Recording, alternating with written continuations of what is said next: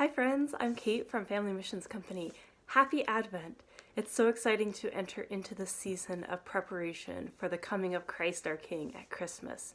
This is one of my favorite seasons of the year, and I'm so excited to share a few words with you at the beginning of this beautiful time in the liturgical year. In our gospel today, we hear a passage that is super familiar to all of us. We repeat the words of it in every Mass before we receive communion. It's from the Gospel of St. Matthew, and I'll read the first portion of it. When Jesus entered Capernaum, a centurion approached him and appealed to him, saying, "Lord, my servant is lying at home paralyzed, suffering dreadfully."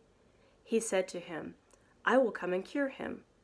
The centurion said in reply, "Lord, I am not worthy to have you enter under my roof. Only say the word, and my servant will be healed."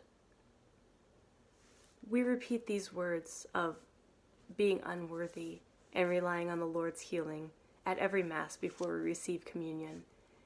And I want us to be able to reflect on these words today as we enter into these 4 weeks of preparation for Christmas.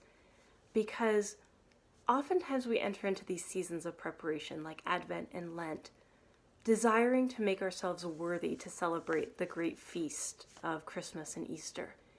And while that is in part true, we want our hearts to be worthy to receive Jesus and celebrate this great mystery of his incarnation. The truth is, we cannot make ourselves worthy.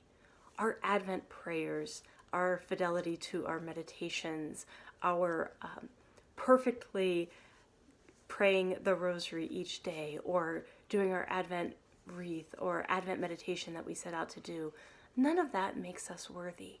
It is Christ and his grace that makes us worthy. Because sometimes when we fail at those things, we arrive at the feast thinking, do I even really deserve to celebrate this if I failed in being faithful to my meditations each day? And honestly, it's a lifetime struggle. And so I want us to think about this as we enter into the season. It's not about us making ourselves worthy to celebrate the feast. It's about us opening our hearts to Christ and allowing him to make us worthy by his grace. It is by his grace and his words that we are healed and that we are able to celebrate the great mystery of his incarnation at Christmas. And so as we enter into this season, I would encourage you this week to think about these couple of questions. First of all, what is it that Jesus desires that I do to prepare for the great feast of Christmas? It may look different from my neighbor or from the other Catholic family that I know, but what is it that he is calling me to do? What is he calling me into? How does he want to work in my life this Advent?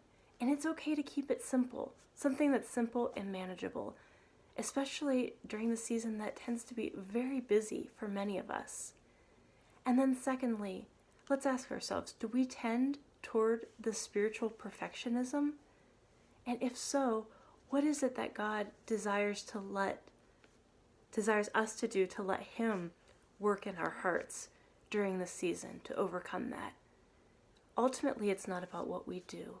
It's what we allow him to do. So let's remember that during this Advent. Let us open our hearts to him each and every day, not thinking of it as a marathon, a race, something that we have to accomplish, but what is it that the Lord himself wants to accomplish in our hearts during this beautiful season of waiting, of anticipation, of joyful expectation as we await the coming of our Lord Jesus Christ this Christmas. I pray that you have a blessed Advent. Please keep following along with us. This whole month, different missionaries will be sharing their own reflections with you so that we all together can prepare for the wonderful season of Christmas. God bless you.